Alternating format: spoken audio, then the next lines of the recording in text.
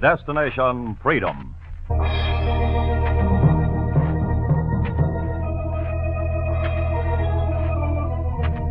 Destination Freedom, dramatizations of the great democratic traditions of the Negro people, is brought to you by station WMAQ as a part of the pageant of history and of America's own Destination Freedom.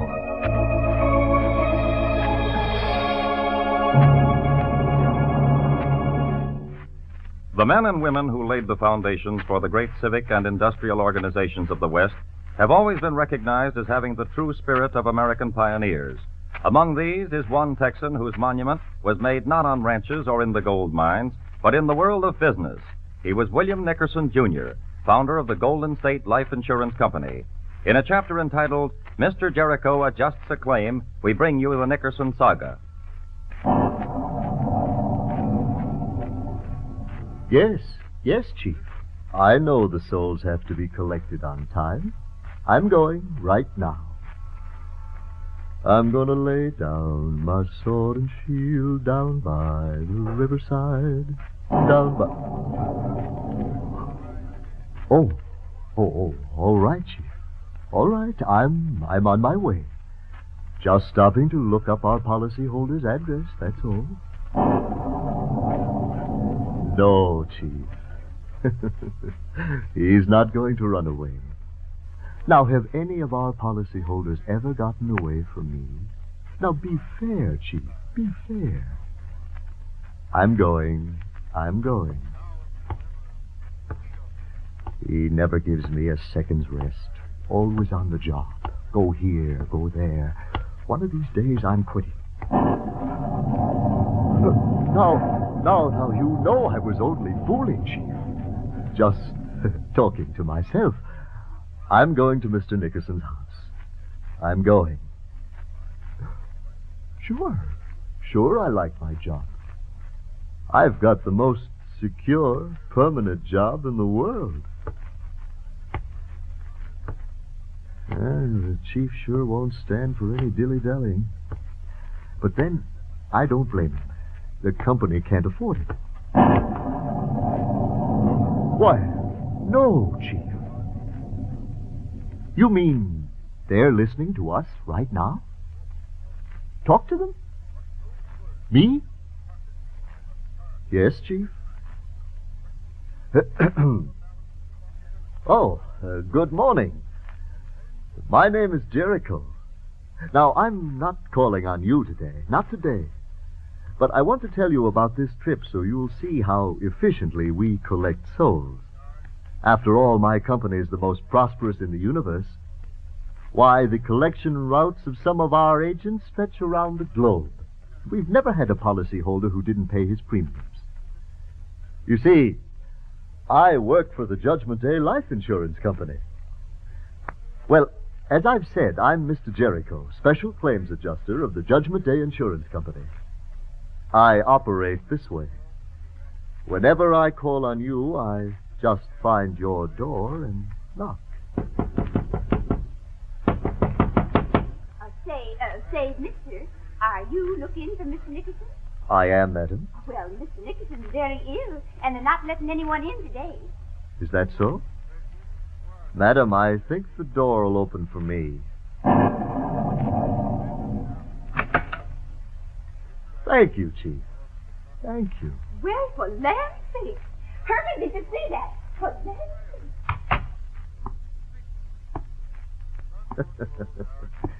Yes, I usually walk in this way. Good evening. Are you looking for me? Mr. Nickerson, I presume? William Nickerson, Jr.? And you? Special Claims Adjuster Jericho of Judgment Day Life Insurance Company. Care to see my credentials? Certainly would, sir. Yeah. Everything's in order, Mr. Jericho. Proceed. Good. Now, I have here your policy, which is about to mature, and as stated, is to be paid in full if you're truly the person to whom it was made out, and if the premiums have been paid up to date without default, and if we have a record... Mr. Jericho, I know the requirements. Remember, I'm in the insurance business myself. Of course. I'm simply required to check each policy before paying in full. Here, now, as you see, we have... Is there something wrong? Well, now, I don't understand this. What is it? I knew the front office was rushing me. I knew it. Look at this. Your policy's not scheduled to fall due until 10 years from now. Is that right? Precisely. Well, every company makes mistakes. Even Judgment Day can come too soon, I suppose. I'll be going now. If you live a normal life, rest often and work moderately, I won't be due to call on you until 1955, 10 years from today. Good day, Mr. Nickerson. Mr. Jericho, Yes? suppose I decide not to change my way of living, go on as I've been going.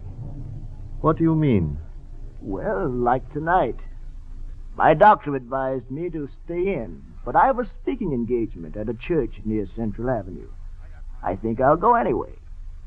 Would that bring me closer to completing my policy with Judgment Day? Well, I'll have to examine your policy carefully, Mr. Nickerson, to say just exactly what that'll mean. Please do, before I decide.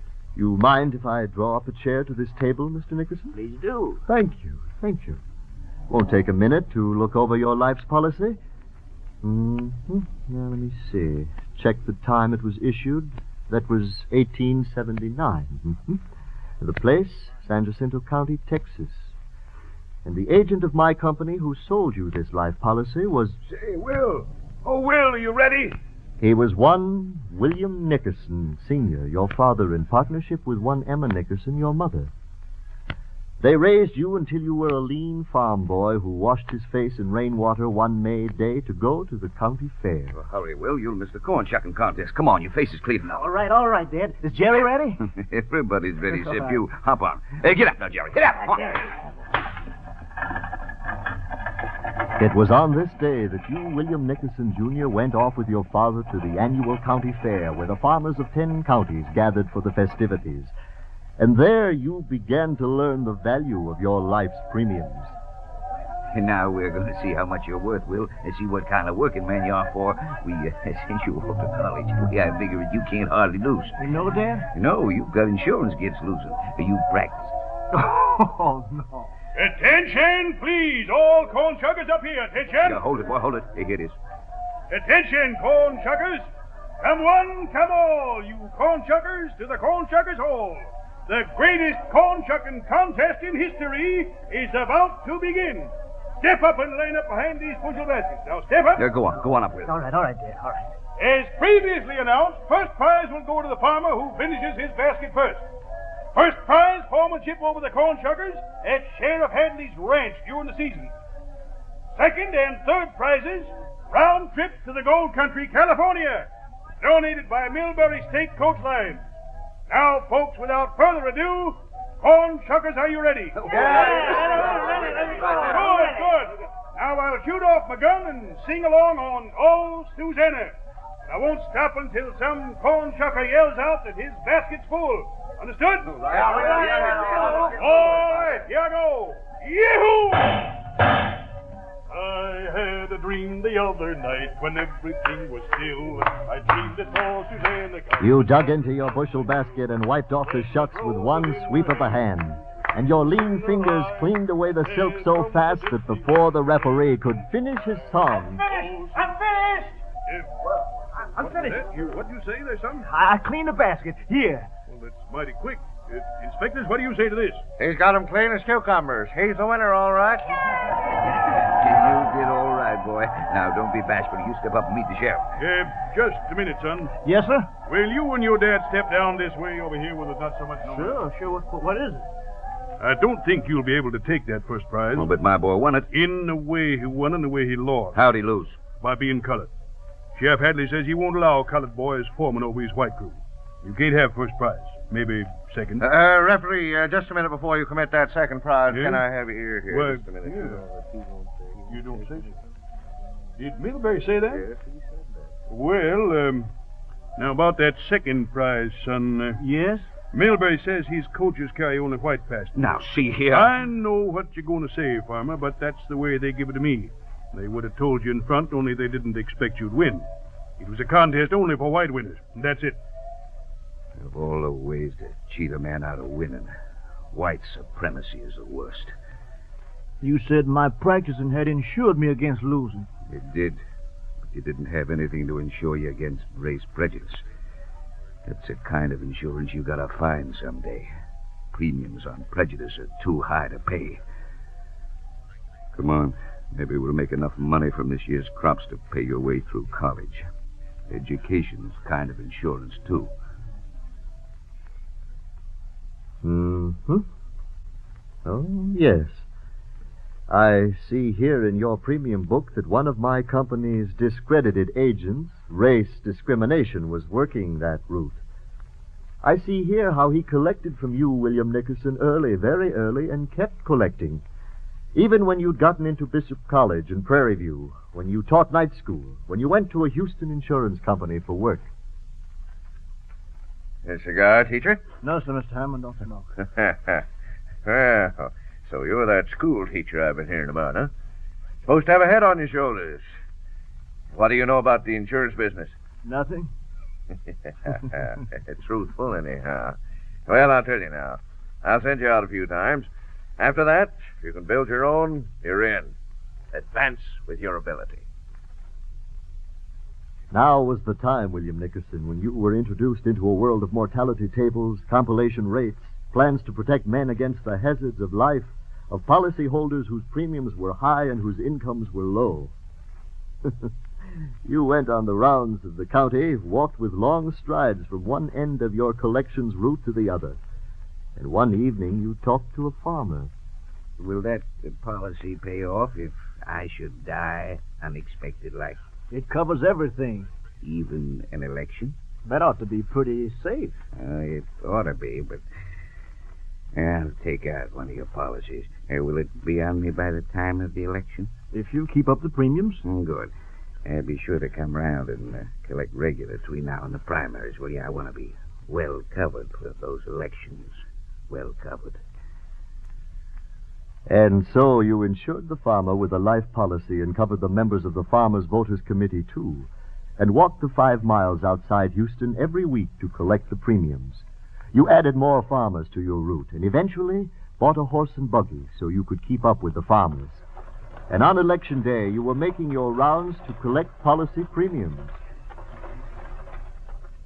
Say, you going into town, insurance man? Sure, hop on. Up there, man. Up there, boy. Where do you want me to drop you? You know what day this is, don't you, Mr. Nickerson? Elections. Take me into town. Some folks been telling me it's real dangerous to try to vote in a Texas primary. They've been telling me that all my life. But this time, me and some of the farmers are going to start it. Now, drive like you were taking me to a fair, not a funeral. After all, I'm well covered by your policy, ain't I? You, William Nickerson, the insurance man, finished your collections route and wheeled the buggy into Houston and down Marble Street to the voting booths. Whoa, that's a place over there. I see some of the men from my voters' league waiting for me. Yes, but there's another group over there with guns. You sure you want to go? It's a risk you've got to take if you want something bad enough. It's time we had equal voice in choosing those who run the county. The right to vote's about the only insurance for equal rights. I'll risk it. Don't bother waiting for me.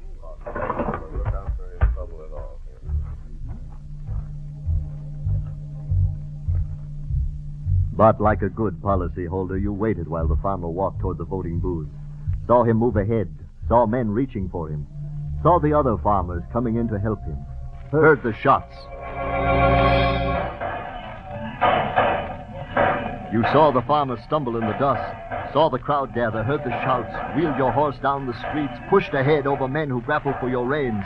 Pushed ahead until your horse and wagon were clear and rolling down the streets.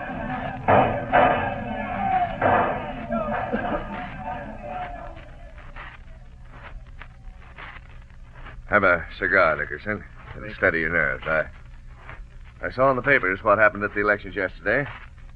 One of your policy holders got killed. I know. You should have warned the office. Nickerson, I'm going to give you a word of advice. You've got the makings of an ace insurance man, but you've got to learn how to evaluate your clients better. How? Oh, there's the usual risks involved in ordinary clients. Those risks my actuaries can calculate to the final degree. But in the cases of some of these Negroes you've been writing up... Yes? Now, well, they have hazards that are difficult to calculate. What are you talking about? The hazard of race discrimination. Shortens life. Statistics prove it. There's the hazards of violence for those who try to break segregation, and then there's the everyday hazard they face of not being able to get jobs like our other clients. I know about that. Oh, you see what I'm talking about? Yeah, you're level-headed. College man. Be careful of those who seem too risky. I see. You know, we could cut down on the risks of discrimination by hiring Negro workers. Oh, now listen here. So that's the way it is. To deny a man a job is as bad as denying him the vote. The right to work is the right to live. If you open your doors and practice democracy yourself, help lower the living risks of Negroes. Nickerson, I'm afraid you don't understand. Suppose you go back to your collections, leave me to my own business. All right. But I don't think I'll bring you any more policyholders. Huh? People need insurance. This is the only company that'll take them. I'll find a company that won't add to the risks of its policyholders if I have to build one myself. That was a promise you meant to keep. So you went about Houston, got together with men you knew and trusted. Grisby, Perkins, Green, men who knew and trusted you. And together you planned a company. Gentlemen, I propose that we unite and organize a new insurance company. Stake everything we have in it until it's on solid ground, and then open it to all men, all creeds and colors, and fight to decrease the risks and hazards of living and not increase them. Right. I agree with that. Your proposal was accepted, and you settled down in the town of Houston, saw the business thrive, settled back inside the community, grew with the years until you were considered old and safe, a man of the town with 8 children, a man who had no business on that June day of 1921 trying to register to vote. Nickerson, you shouldn't be coming into the places where you know you're unwelcome. It's a long time since we've had a chance to get together. You did all right in that insurance business. In fact, forced me to go into politics. Well, you did me a favor. This is much better. Then will you do me the favor of registering me to vote? Yeah, you were able to crack through the insurance business, Nickerson, but I don't believe you're going to vote in these elections. This is one thing that hasn't changed in 20 years. They say, boys, escort the insurance man to the door, please.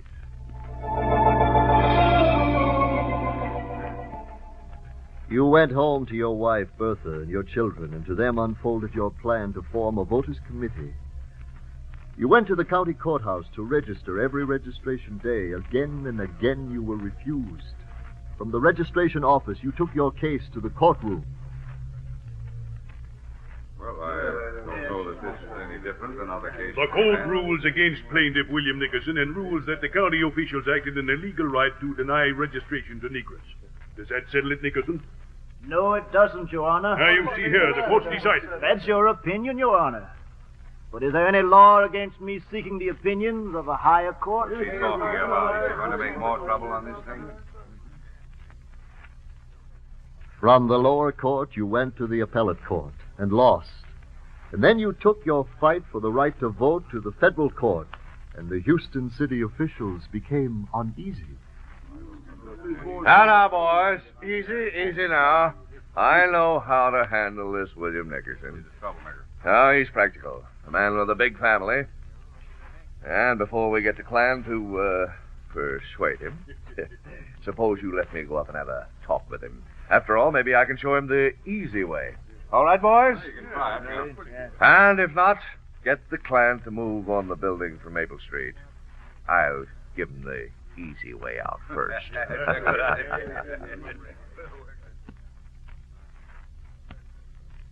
Yes, you've got a fine house here, Nickerson. I wouldn't like to see it destroyed or anyone get hurt. For old time's sakes. What do you want me to do? Oh, to put it frankly, we want you to call off these voting suits in court. Can't you see you're doing well in Houston? You're practically free, practically got everything you need.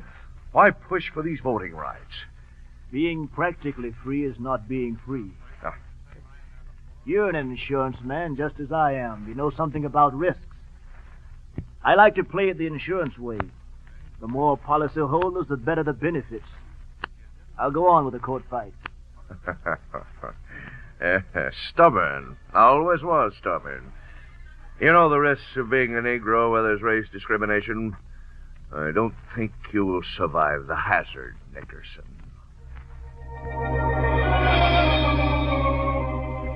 And, policyholder Nickerson, in the next few days, your policy and my Judgment Day Life Insurance Company almost fell due. They're coming down the street now. Will, what'll we do? Our neighbors are armed and ready, Bertha. They won't get far. Mobs don't run into gunfire willingly. Now, keep down. Keep down and watch the children. Watch the children.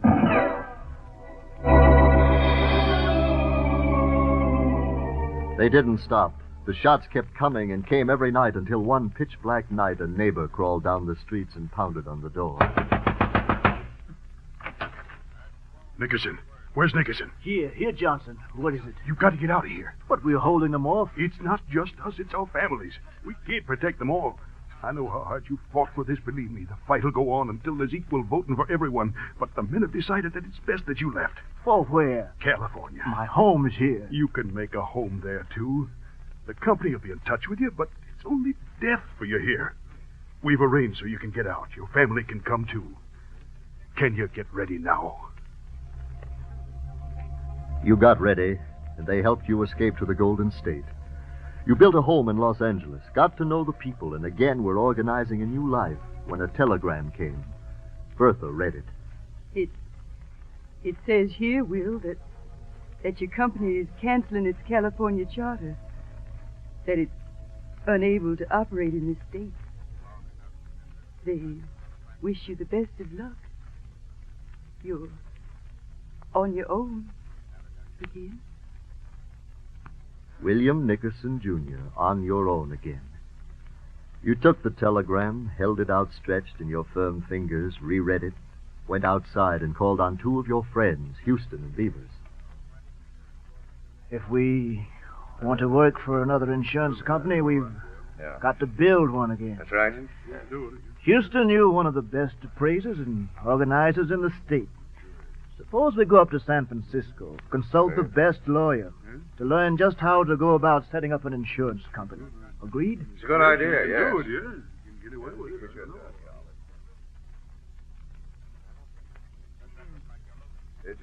Gentlemen, I'm afraid coming up here was a waste of time. You see, the minimum requirement for establishing a company is $250,000. Now, I've consulted all the legal books on the subject, and that's the absolute minimum, $250,000. Well, that's all. Well, good day, gentlemen. Your hearts ached with despair, and you walked aimlessly down the hallways, ready to forget about the company. It was you, William Nickerson, who got an idea. Wait a minute, boys. I want to stop in this bookstore here. What can I do for you, gentlemen? I'd like to buy a set of law books. What type, sir? Well, a set where I could get good information on state requirements for business establishments. Mm-hmm. Well, I have a set here for $27.50. I'll take it. Thanks. No need to wrap them. I'll just carry them with me. You took the heavy books home, set them on a table, and closed the door. And night after night, you looked for a law that would allow you to set up your insurance company. Houston, Beavers. Look, I found a way. Here's a statute that's called an assessment law. This law provides for a $15,000 guarantee fund and 500 applicants for insurance to start a company. You see? Now, we've got to get started on raising that money. We'll put everything we've got in it, and for the rest, we'll go out and dig for it. We've got to go faster, men, faster. Our competitors know we're working to set up a company. They've helped pass a law that triples the requirements. If we don't have our charter in 2 weeks, we're through. May 1925. Your application for a charter for a new insurance company, Goldin State Mutual, has been accepted. You may proceed with the establishment of your company.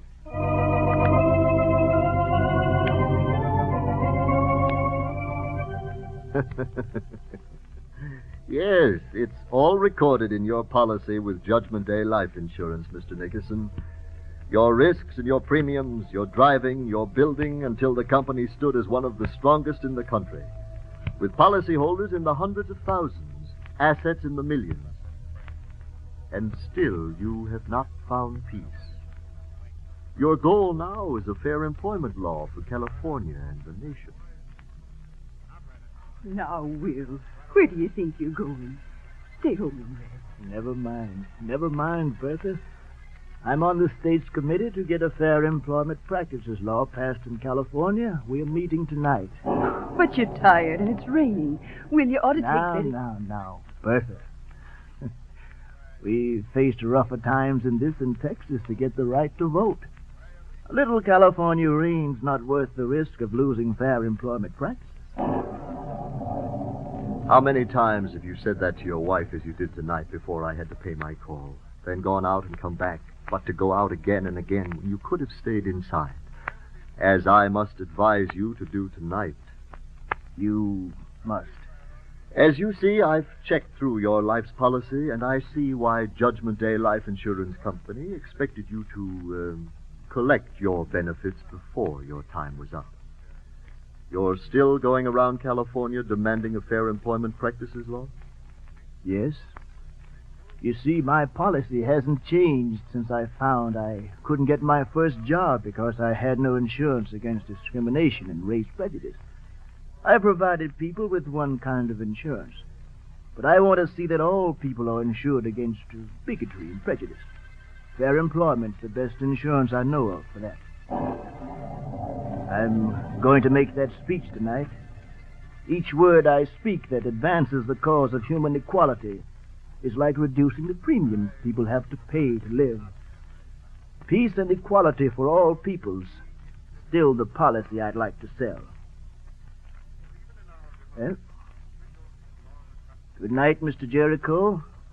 I'll leave you to adjust that policy. Good night, William Nickerson. Yes, Chief. He just went downstairs and out into the rain. His policy? It was all quite in order. Premiums paid in full. The benefits are long overdue. Yes, Chief, I'll sign it. Adjuster Jericho, Judgment Day Life Insurance Company, April 1945. He was one of Judgment Day's best clients, Chief.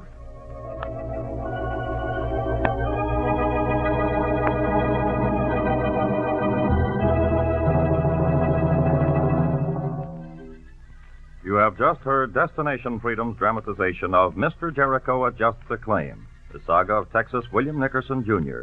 Destination Freedom is written by Richard Durham and produced by John Keown.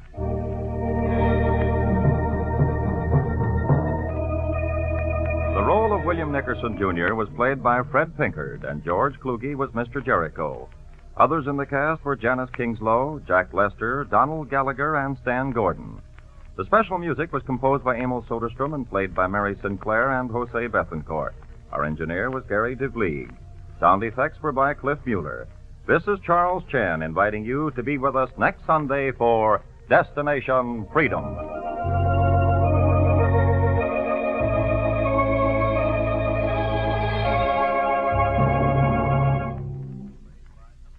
This is NBC, the national broadcasting company.